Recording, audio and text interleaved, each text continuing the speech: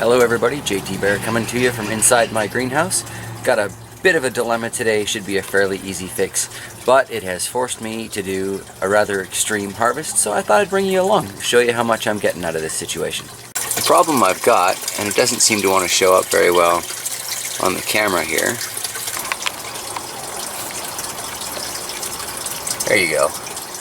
The problem that I'm dealing with here is that the back of my pea gravel bed does seem to be filling and flooding, but when we look up here at the front, it's struggling to get the water. I've got two different water levels going on. So I've learned from past experience that means it's time to clean up the plants that I've got going in here. Well, it's a safe bet this is going to look a lot different when I'm done. Just thought I'd bring y'all along for the adventure. Growing with aquaponics. Well, that's pretty much how the bed looks right now. Guess might as well get started.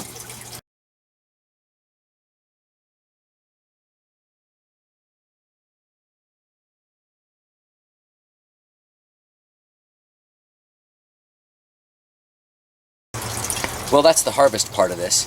This is going to take me a little while to thin out, so I think I'll get back to filming once I've got down to a single plant. Well, that sure looks different. After much deliberation, I finally chose this curry here. I still got a lot of cleanup to do in there, but I like the overall shape of this one.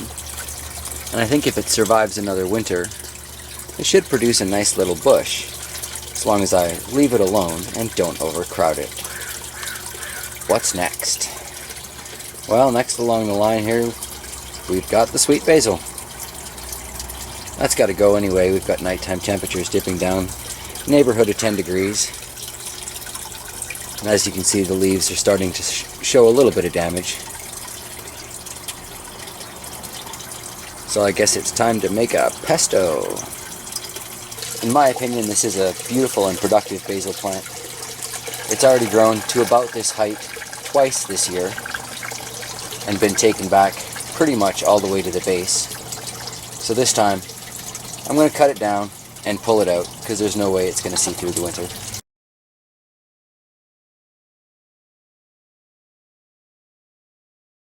Well, that's quite a root mass.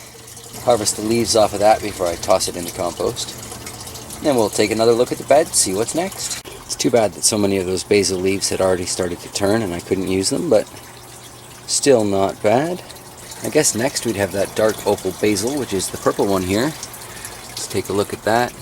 That was pretty crowded out and starved for sunlight, but there's a few decent leaves on there. Mix a little purple into my pesto, perhaps. Now this one should be fairly easy to get to, all things considered. Doesn't look that bad. That sure is aromatic. That's it, one snip. I think we got the whole plant. Gonna have to find those roots now. Well, that's making some progress. Guess the next thing that's gonna go here is probably this miniature curry. Have to use about that whole plant to get even a hint of the flavor in your chicken, so I'm just gonna toss that one into the compost entirely.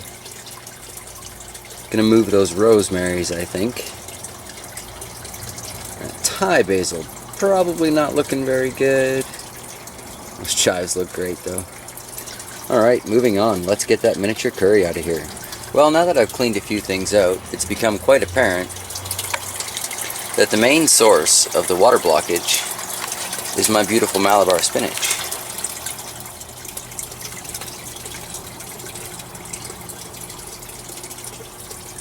And I'm not ready to cut that back yet because my dehydrator's still busy with hot peppers.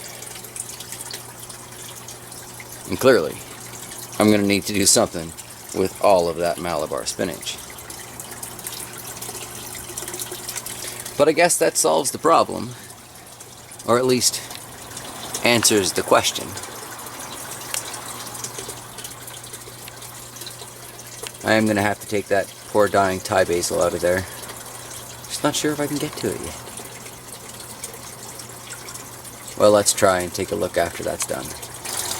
Well, I did something a little bit different with this Thai basil when I put it into the bed, and that is I put it into a little basket. I thought that might help contain things a little bit better, and at the time was entertaining a few different ideas, including an empty bed filled with baskets filled with pebbles to try and keep down the overall weight. As you can see, I clearly didn't introduce that plan to the rest of the garden.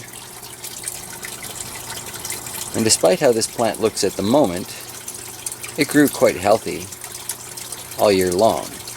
So, still haven't quite decided if I think that's a good idea or not. So this particular Thai basil plant is 2 years old. I brought it into the house last year and just barely kept it alive because I'm very forgetful when it comes to houseplants. But this year, I'm going to put it downstairs with the peppers in the dungeon, where I go every day anyway, and we'll see. Maybe I can have a 3-year-old Thai basil bush. It's got a nice woody stem on it,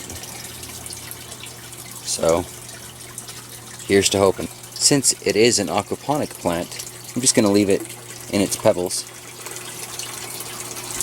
resting on a bucket, and I'll top it up with fish water from time to time, and with any luck it won't die on me. Here's how that pea gravel bed sits now. It's flowing a little better, but still needs some work. Gonna have to harvest some of those chives. Loving the growth on the rosemary, but like I said, I definitely want to bring it in perhaps where the sage is. That sage is going to stick around until the October full moon.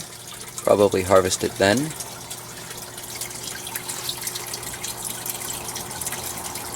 And this Malabar is gone as soon as the dehydrator's empty. Boy, am I looking forward to harvesting that.